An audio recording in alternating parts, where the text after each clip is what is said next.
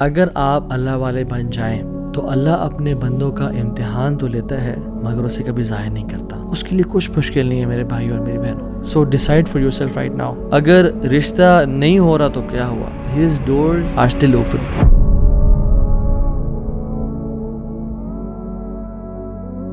بسم اللہ الحمد للہ والصلاۃ والسلام علی رسول اللہ وبعد. اعوذ باللہ من الشیطان الرجیم. رب اشرح لی صدری ویسر لی امری واحلل عقدۃ من لسانی یفقہوا قولی. اللہم ارنا الحق حقا وارزقنا اتباعہ وارنا الباطل باطلا وارزقنا اجتنابہ. اللہم انفعنا بما علمتنا وعلمنا ما ينفعنا وزدنا علما آمین یا رب العالمین. Welcome back to another episode of Wednesday Night Exclusive.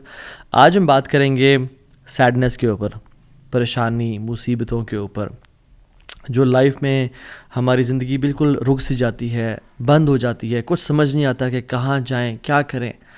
So don't be sad, یہ ہمارا آج کا ٹاپک ہے. اور ہم 3 پرنسپلز کی بات کریں گے، 3 اللہ کے ناموں کے بارے میں بات کریں گے کہ اگر کوئی بھی شخص ان کی امپلیکیشن، اس کا مطلب اور اس کی ٹرو ایسنس کو سمجھ لے تو اس کی لائف میں جو پرابلمز ہیں وہ ڈیمینش ہو جاتی ہیں. وہ پرابلمز نہیں رہتی، اس کو سکون اور چین نصیب ہوتا ہے. اور وہ 3 نام کیا ہیں اللہ تعالیٰ کے؟ قادر، قدیر اور مقتدر. ان تینوں کا تقریباً ایک ہی مطلب ہے. قاف، دال اور را ان کا روٹ ورڈ ہے. قادر قرآن میں 12 دفعہ آیا ہے، قدیر 45 ٹائمز آیا ہے اور مقتدر 4 دفعہ آیا ہے. وچ شوز کہ اللہ سبحانہ تعالیٰ ہر چیز پر فل قدرت رکھتے ہیں. اللہ تعالیٰ ہر چیز پر قادر ہیں. اللہ تعالیٰ اسباب کے محتاج نہیں ہے.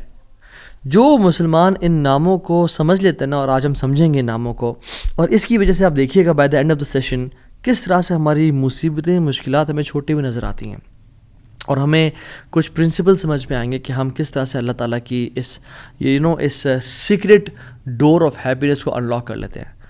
خدا کی قسم مسلمانوں ہمیں خوش ہو جانا چاہیے. وہ کسی چیز کا محتاج نہیں ہے، نہ وہ اسباب کا محتاج ہے، نہ وہ لوگوں کا محتاج ہے، نہ وہ ٹائم اینڈ اسپیس کا محتاج ہے، نہ وہ لاز آف فزکس کا محتاج ہے. ہر چیز اس کی محتاج ہے، وہ کسی چیز کا محتاج نہیں ہے. So great news to all the Muslims. اگر ڈاکٹرز نے جواب دے دیا تو کیا ہوا؟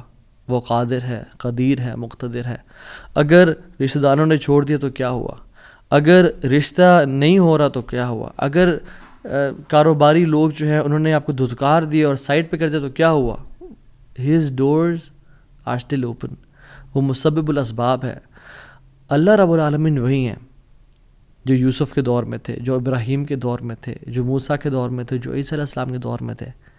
اللہ رب العالمین وہی ہیں، اور وہ ہر چیز کو بدل سکتے ہیں. وہ ہر بند دروازہ کھول سکتے ہیں. مقتدر کا مطلب تو سبحان اللہ یہ ہوتا ہے کہ اس میں نا قدیر کی بھی بلاغت ہے، یعنی جو ہر چیز پر مکمل قدرت رکھتا ہے. آپ لے لیں مثالیں، یوسف علیہ السلام کی اگزامپل دیکھ لیں. ایک بچہ جو کہ بالکل اپنے انفینٹ سے نکل رہا تھا، اس کو کنویں میں پھینک دیا گیا. وہاں سے اس کو قافلے نے پرچیز کیا اور بالکل for pennies he was sold. اور عورت نے حملہ کیا ان پہ، گناہ کرنا چاہا، جیل میں ڈال دیا گیا ان کو.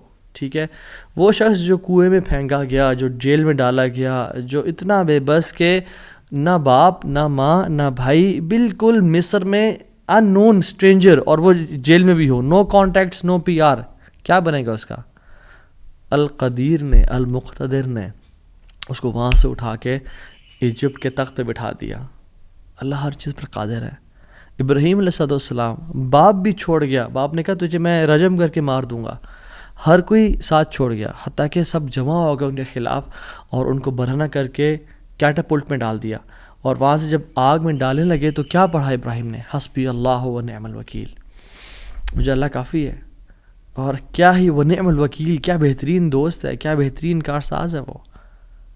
اور اللہ تعالیٰ نے وہ کس طرح کا قادر ہے، وہ کس طرح قدیر اور مقتدر ہے کہ اس نے ہواؤں کی ڈائریکشن کو نہیں پھیرا، نہ ہی اس نے سمندروں کے رخ کو بدلا، نہ ہی اس نے کوئی پرندے بھیجے جو کہ اس پانی کو، اس آگ کو ٹھنڈا کر دیں پانی پھینک پھینک کے. نہیں، بلکہ ڈائریکٹ اس آگ کو کہا جس کی صفت ہے جلانا، قُلْ يَا نَارُ كُونِي بَرْدًا وَسَلَامًا عَلَىٰ إِبْرَاهِيمَ.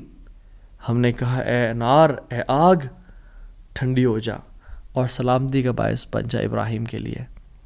کچھ روایات میں تو یہ بھی آتا ہے کہ ان کی صحت کے بھی کچھ ارچہ کلام ہے کہ ابراہیم علیہ السلام سے پوچھا گیا کہ سب سے بہترین مومنٹس آپ کی زندگی میں کون سے تھے؟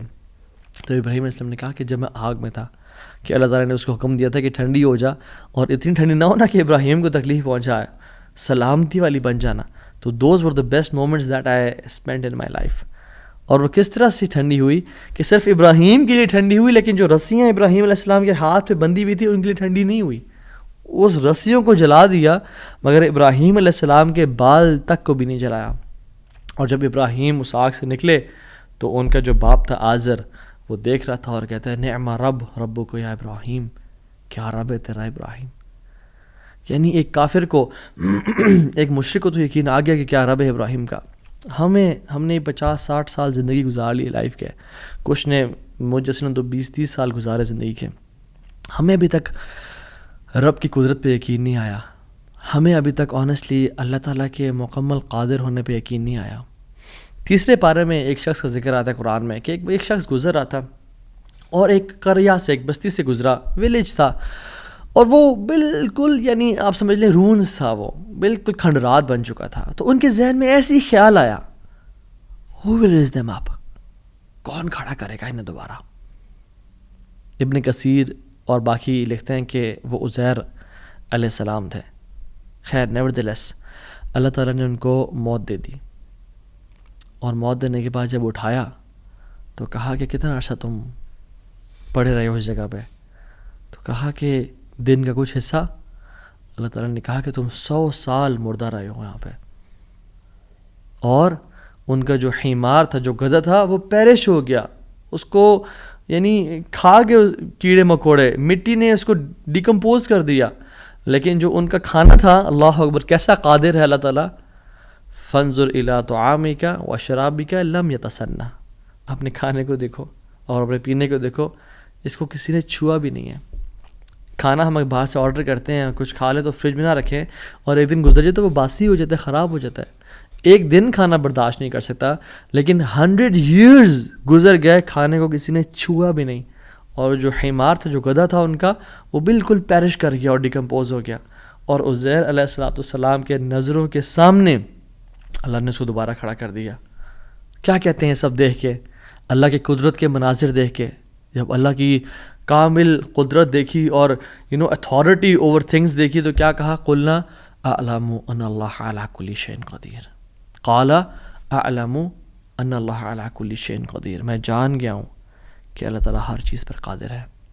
واللہ العظیم میرے بھائیو اور بہنوں، اس سینٹنس میں نا بڑا مزہ ہے، بڑی لذت ہے، بڑا نشہ ہے. اگر انسان جان لینا کہ میرا رب ہر چیز پر قادر ہے تو خدا کی قسم ہماری پریشانیاں، ٹینشنز، انزائٹی سب ختم ہو جائے گی. تو آپ نے گھبرانا نہیں ہے انشاءاللہ، ٹھیک ہے. اگر ایک چیز زندگی میں آپ کی ہے جو اس لیسن کا جو ہے نا، آج کے سبق کا جو آج کے جو اس پوڈ کاسٹ شو کہہ لیں اس کو آپ، اس کا جو کرکس ہے وہ یہ ہے، اگر آپ اللہ والے بن جائیں تو اللہ اپنے بندوں کا امتحان تو لیتا ہے مگر اسے کبھی ضائع نہیں کرتا. اللہ اکبر. اس کو لکھ لیں اپنے ذہن پہ اور ساری زندگی اس کو پکڑ کے رکھیں. اگر آپ اللہ والے بن جائیں تو اللہ سبحانہ و تعالیٰ اپنے بندوں کا امتحان تو لیتا ہے کہ میرا بندہ سچا ہے یا نہیں، میرا ہے یا نہیں، لیکن خدائی قسم کبھی ضائع نہیں کرتا. شرط یہ ہے کہ آپ اللہ والے بن جائیں اور نیت صاف ہونی چاہیے. تو میں آپ سے نا آج 3 بیسک پرنسپلز کی بات کروں گا کہ آپ نے اپنی لائف میں کرنا کیا ہے. پہلی چیز، نیت صاف کرنی ہے. اگر آپ اللہ والے بن جائیں اور اپنی نیت آپ صاف کر لیں، اللہ تعالیٰ آپ کو کبھی ضائع نہیں کرے گا. صحیح بخاری کی حدیث ہے، بنی اسرائیل کا واقعہ ہے، اوتھینٹک صحیح بخاری کی حدیث ہے. ایک شخص، اس کو 1000 دینار چاہیے تھے، 1000 دینار چاہیے تھے. وہ ایک شخص کے پاس گیا، اپنے جاننے والے کے پاس، اور کہا کہ مجھے 1000 دینار چاہیے. تو اس نے کہا کہ ٹھیک ہے میں تجھے دے دوں گا، بس تو ضامن ایک لے آ جو اس کی ضمانت دے، اور گواہ لے آ، میں تمہیں دے دوں گا، مجھے پرابلم نہیں ہے. وہ شخص مسکین تھا، کوئی اس کے جاننے والا نہیں تھا، لیکن اللہ والا تھا وہ. اس نے کہا دیکھ میری بات سن، میرا ضامن بھی اللہ ہے اور میرا گواہ بھی اللہ ہے. میں اللہ کو گواہ بنا کے کہہ رہا ہوں کہ میں تمہیں واپس کروں گا. اس کو اس بندے کی تقوی پہ یقین آیا اور اس نے کہا کہ چلو میں دے دیتا ہوں, یہ اللہ کو گواہ بنا رہا ہے, اتنا بڑا جھوٹا تو نہیں ہوگا. اور یہاں پہ آئی پاز, میرے بھائیوں بہنوں, پاکستان کے لوگوں, انڈیا, بنگلہ دیش, جہاں سے بھی لوگ دیکھ رہے ہیں, اللہ کا نام لے کے نہ کبھی کسی کو دھوکہ نہ دو. ویسے بھی دھوکہ کسی کو نہیں دینا چاہیے, لیکن اسپیشلی اللہ کی قسم کھا کے یا اللہ کا نام لے کے کسی کو دھوکہ نہ دو. یاد رکھیں جو اللہ کا نام لے کے سچ بولتا ہے نا, اللہ تعالیٰ اس کی غیبی خزانوں سے مدد کرتا ہے, اور جو اللہ کا نام لے کے دھوکہ دیتا ہے لوگوں کو, اللہ اس کو تباہ و برباد کر دیتا ہے. تو اس شخص نے کیا کیا, اس نے کہا کہ میرا ضامن بھی اللہ ہے, میرا گواہ بھی اللہ ہے. تو اس نے دے دیا, اس نے کہ میں تجھے اللہ کے اس نام پہ تجھ پہ میں ٹرسٹ کرتا ہوں. یہ شخص پیسے لے کے اس نے کاروبار کرنا تھا, یہ چلا گیا.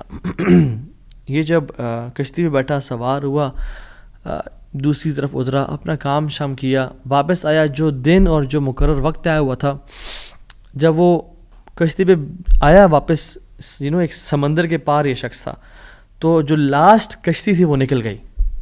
یہ سر پکڑ کے بیٹھ گیا کہ میں نے تو آج وعدہ کیا تھا اور اللہ کو ضمانت دار بنایا تھا اور گواہ بنایا تھا. اب اگر میں آج اس تک مال نہیں پہنچاتا تو وہ کیا سوچے گا میرے بارے میں, اور اس کا تو ٹرسٹ اٹھ جائے گا, یعنی کہ میں نے اللہ کے نام پہ جھوٹ بولا اسے. تو آخری کشتی چلی گئی تھی. اس کے بعد تو کشتی نے اس دن جانا نہیں تھا, تو اس نے کیا کیا کہ یا اللہ میں نے تجھے ضمانت دار بنایا ہے اور تجھے میں نے گواہ بنایا ہے, تو تیرا کام ہے اس مال کو پہنچانا. اس نے ایک ووڈ لاگ لیا, اس میں سوراخ کیا, اس میں اس 1000 دینار, سبحان اللہ, 1 دینار از اے گولڈ کوائن, اور آپ ایک گولڈ کوائن کی آج آپ ورتھ لگا لیں, ان لیکس, ان ملینز. اس نے کیا کیا, اس کو اس ووڈ لاگ میں ڈالا, پرچی لکھی اور اس میں ڈال کے نا بسم اللہ پڑھ کے آگے بہا دیا کہ اللہ تجھے میں نے ضمانت دار بنایا, تجھے میں نے گواہ بنایا, اب تیرا کام ہے اس کو. یہ شخص یہاں ویٹ کر رہا تھا اور یہ شخص اپنا مال لینے کا یہاں انتظار کرتا, اور یہ شخص یہاں پہ کھڑا تھا, اس نے مال کو دے دیا. اور سبحان اللہ, اللہ تعالیٰ نے کیسا قادر ہے, کیسا قدیر ہے, اس نے اس ہواؤں کو رخ پھیر دیا, اور وہ بندہ وہاں انتظار کر رہا تھا, اور اس کے بندے کے پاس وہ ووڈ لاگ پہنچا, اور اس نے اس کو دیکھا, اس میں پرچی تھی, اور پرچی نکالی, اس کو کھول کے دیکھا کہ اس کے 1000 دینار تھے. وہ بڑا حیران ہوا کہ یہ مجھ تک کیسے پہنچے. خیر, یہ جو شخص تھا جس نے بھیجے تھے, یہ اگلے دن دوبارہ جو سب سے پہلی کشتی ملی اس پہ روانہ ہوا اور اس بندے کے پاس پہنچا, اور 1000 دینار لے کے الگ سے کہ پتہ نہیں وہ پہنچے, میں اس کو اس کا حق تو دے دوں. اس نے کہا کہ یہ تمہاری امانت, معذرت تھوڑی تاخیر ہو گئی مجھ سے. کہتے ہیں تو کل تم نے مجھے پیسے نہیں بھیجے؟ کہتے ہیں میں نے بھیجے. پھر اس نے کہا جس رب پہ تو نے توکل کیا ہے نا, جس رب کو تو نے ضمانت دار بنایا تھا, اس رب نے تیرا مال مجھ تک پہنچا دیا, مجھے اس مال کی ضرورت نہیں ہے. ہم کیوں بات پریشان ہوتے ہیں؟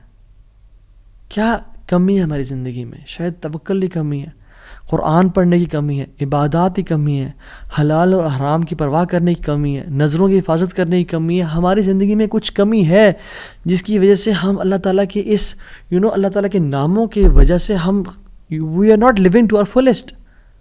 اللہ تعالیٰ کے نام جس کی جو مسلمان جانتا ہو کہ میرا رب میں یہ کوالٹیز ہیں, اور یہ تو صرف 3 ہیں اور ہزاروں ہیں اس کے علاوہ, وہ کیسے بات پریشان ہو سکتا ہے؟ وہ کیسے انزائٹیز اور پریشانی سے گزر سکتا ہے؟ اس کو پتہ ہے کہ میرا رب ہر چیز پر قادر ہے. قُلْ هُوَ الْقَادِرُ عَلَىٰ أَن يَبْعَثَ عَلَيْكُمْ عَذَابًا مِّن فَوْقِكُمْ, وہ قادر ہے کہ اس بات پہ کہ تم پہ عذاب لے آئے. إِنَّ الْمُتَّقِينَ فِي جَنَّاتٍ وَنَحَرٍ فِي مَقْعَدِ صِدْقٍ عِنْدَ مَلِيكٍ مُقْتَدِرٍ. عِنْدَ مَلِيكٍ مُقْتَدِرٍ, وہ مقتدر بھی ہے, وہ ہر چیز پر قادر ہے. تبارک الذی بیدہ الملک وہو علی کل شیء قدیر, وہو علی کل شیء قدیر, وہ قادر بھی ہے, قدیر بھی ہے, مقتدر بھی ہے. تو پریشانی کس بات کی ہے؟ جب ہمارا رب ہے اور وہ ہر چیز کو کنٹرول کر سکتا ہے, اور ہم اگر اللہ والے بن جائیں تو پھر آپ یقین جانیں کوئی مسئلہ نہیں رہے گا. ہر پریشانی کو وہ آسانی میں ایسے بدل سکتا ہے. اس نے صرف کن کہنا وہ بدل جائے گا, صرف ہماری نیت صاف ہونی چاہیے, نمبر 1. اور number 2, second principle to live a wonderful life and to live a happy life is, جو بھی نیکی کریں اس کی اجر کی امید صرف اللہ سے رکھیں. پھر دیکھیں اللہ قدرت کے مناظر کیسے دکھاتا ہے آپ کو.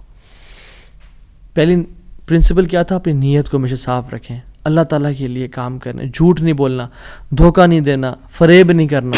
ہم نے اللہ کے لیے اپنے ہر کام کو کرنا ہے، اللہ کی رضا کے لیے کرنا ہے.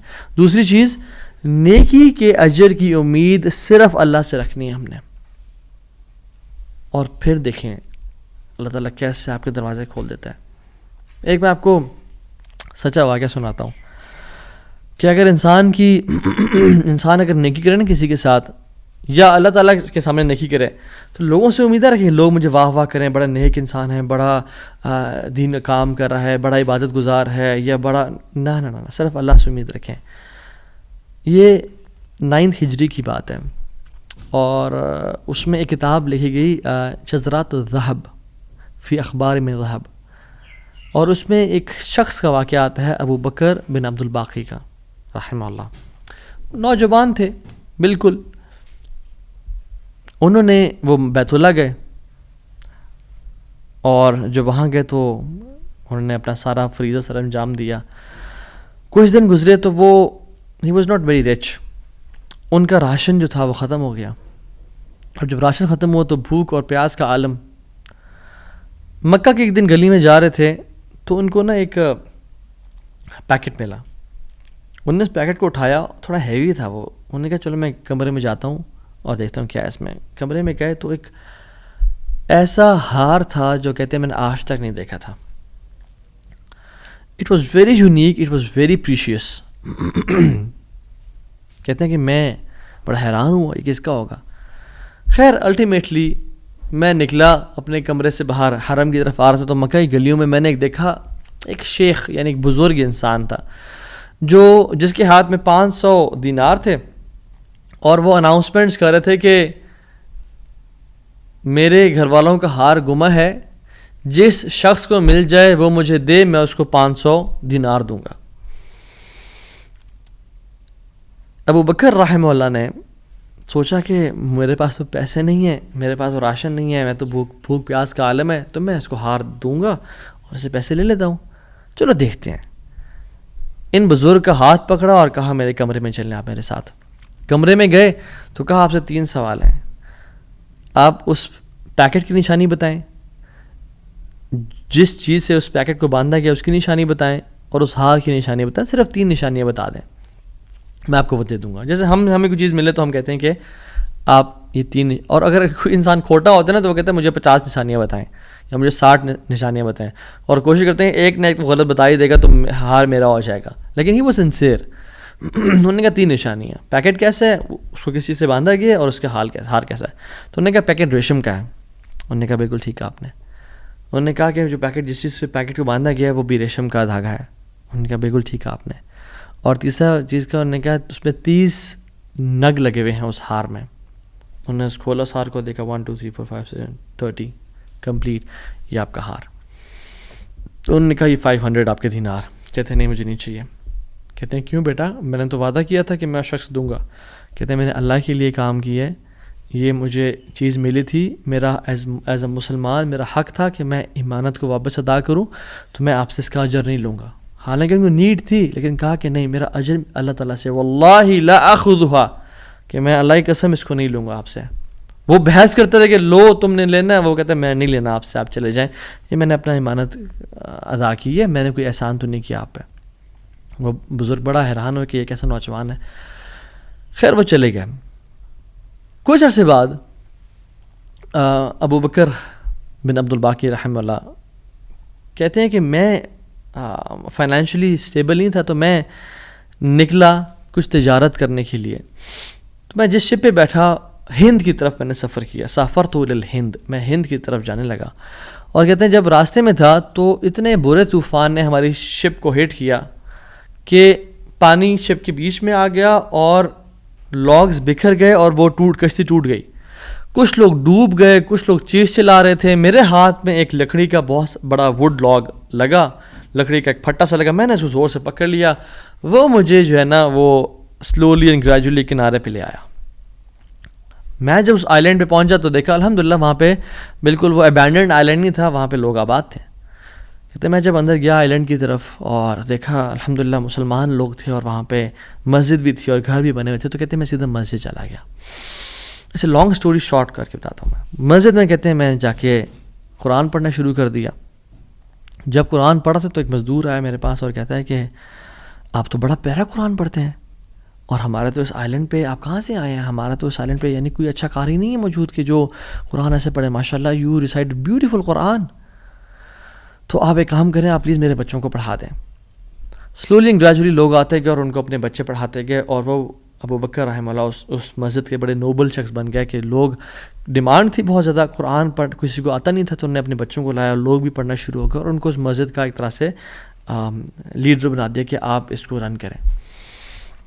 کچھ عرصے بعد جب ابو بکر رحمہ اللہ کہتے ہیں میں ابھی جاتا ہوں اس آئی لینڈ کو چھوڑ کے، مجھے نکلنا ہے یہاں سے، مجھے اپنے گھر کی طرف اور اپنے بزنس کی طرف واپس جانا ہے، تو مجھے اجازت دیں. تو ان لوگوں نے بڑا ان کو پش کیا اور کہا کہ نہیں آپ نہ جائیں، آپ کی آنے کی وجہ سے ہمارے پورے آئی لینڈ میں قرآن کی تعلیم پھیل رہی ہے، you such a noble and wonderful gentleman, آپ پلیز یہیں پہ رکیں.